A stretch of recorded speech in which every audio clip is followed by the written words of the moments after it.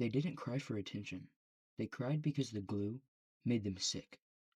From the 1960s through the early 1990s, tens of thousands of Romanian children were locked away in state-run institutions. They weren't comforted, they weren't named, they weren't raised, they were stored. Some were tied to rusted beds, others were left to starve in silence. And in at least one facility, they were fed industrial glue, not to kill them, but to keep them quiet. This was no secret either. It wasn't an accident. It was a policy, and it lasted for decades. In 1966, Romanian dictator Nicolae Ceaușescu passed a law called Decree 770, a law that banned abortion. It restricted access to birth control, and it forced millions of Romanian women to give birth, whether they wanted to or not.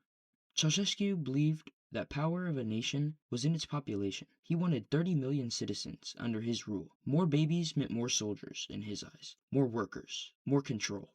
And to enforce it, the state began monitoring women. Gynecologist exams became mandatory. Doctors had to report pregnancies, and any woman under 45 with fewer than 4 children was watched closely.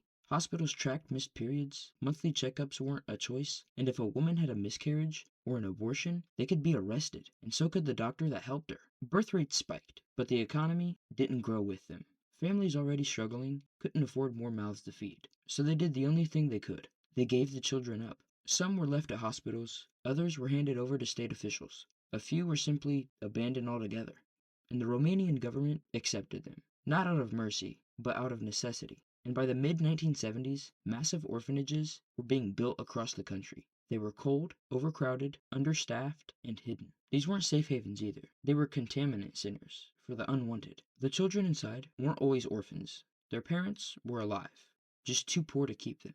Others were taken by force. State doctors were told to classify kids as irrecoverable. Once that label went on their file, they could be institutionalized permanently. Some had disabilities, others were just shy, or didn't speak quickly enough, or came from the wrong side of town. By the 1980s, more than 100,000 children were locked inside Romania's orphanage system. Most would never leave. Not as children, not as adults. This wasn't an accident, it was designed. By the time a child entered one of Romania's state orphanages, their life wasn't paused, it was erased. Most were never held, never spoken to, and many spent their entire childhoods strapped to a metal bed frame, one caretaker for dozens of children. No training, no empathy, and no time. The children who cried were ignored. The children who screamed were restrained. And some, the ones who wouldn't stop, they were sedated, but not with medicine. In at least one documented case, industrial strength glue, the kind used to repair shoes, was mixed into food or milk and fed to crying children to, quote, keep them quiet. Not to kill them, not to sedate them humanely, just to make them stop.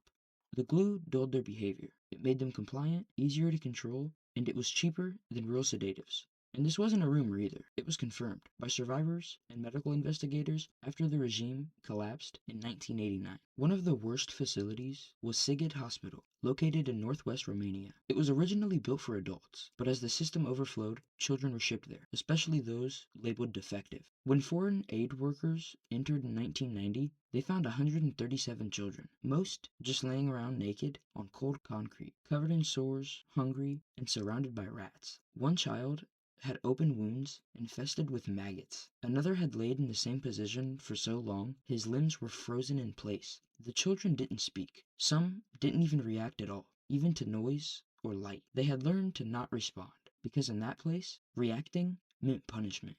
And Sigid wasn't the only one. Facilities like Suret, Perpicani, and Babani showed the same patterns: starvation, restraint, rotting teeth, head wounds, and emotional silence. Some children were blind, not from birth, but from total darkness.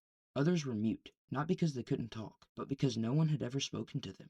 There were no hugs, no books, no sound, except the cries that eventually stopped. This wasn't neglect, it was control, and it worked.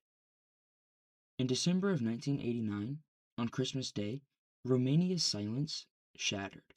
Dictator Nicolae Ceaușescu and his wife Elena were arrested while fleeing the capital by helicopter.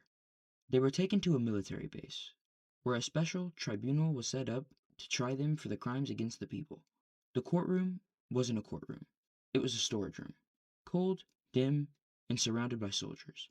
There was no jury, no appeal, only charges: genocide, corruption, sabotage, and abuse of power. The trial lasted less than an hour, around 55 minutes, and the verdict was immediate: death by firing squad. Minutes later, they were taken into a courtyard, lined up against a wall, and executed on camera. Their final moments were grainy, brutal, and broadcasted to the world within days. The regime was over, but its victims were still locked in cribs. For the first time in decades, foreign journalists were allowed into Romania. They entered the orphanages and they brought cameras. What they found stunned the world. Children with skeletal bodies, teeth rotted out, open sores, blank, unblinking stares. Some rocked back and forth, and others didn't move at all.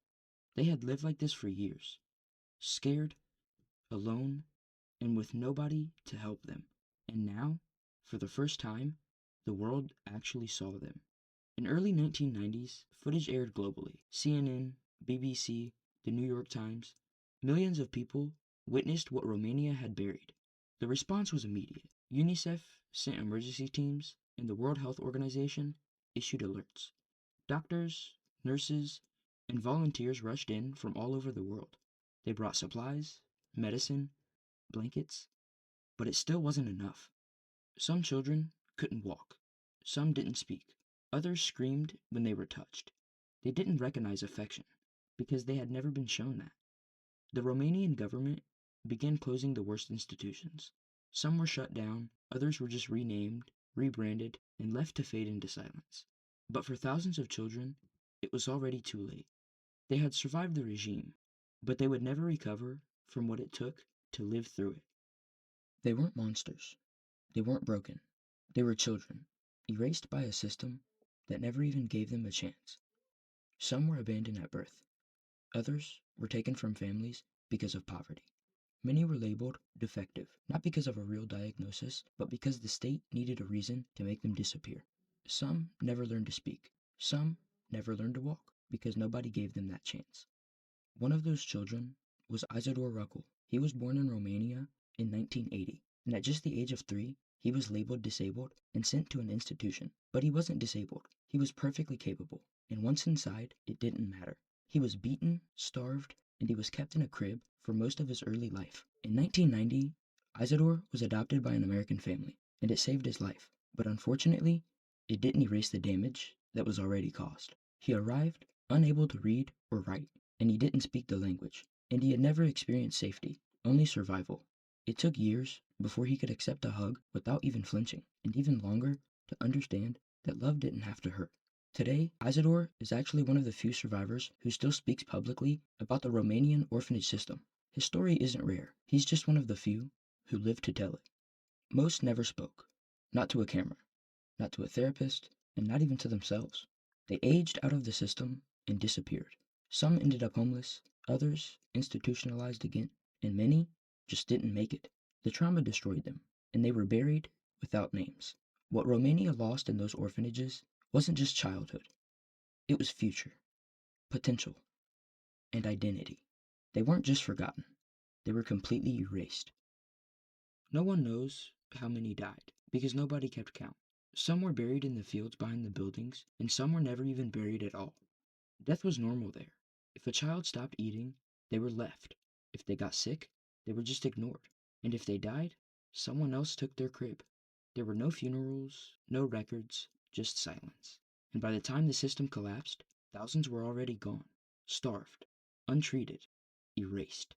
And the ones who lived, they carry that damage forever. Some survived, some spoke out, but most didn't. The children of Romania's orphanage era weren't saved. They were discarded, and then forgotten, until the cameras came to give them their well-deserved place to speak. This wasn't a secret. It wasn't an accident. It was built, and nobody stopped it until it was too late. Hello everyone. As always, thank you so much for watching. If you made it this far, seriously, I appreciate it. I'm coming up on my very first month of running this YouTube channel, and so far, we've already passed 10,000 total views across the channel, and honestly that's insane. And I'm genuinely grateful for all the support you guys have been giving me. I have so much planned for this channel and just for the future in general, and I'm super excited. So if you liked today's topic or found this one interesting, please like, comment, and maybe even consider subscribing. I try to post new videos around Tuesday and Fridays, usually around 6 to 8 p.m. EST. So that's all I have for this one. Again, thanks for watching, and I'll see you next time.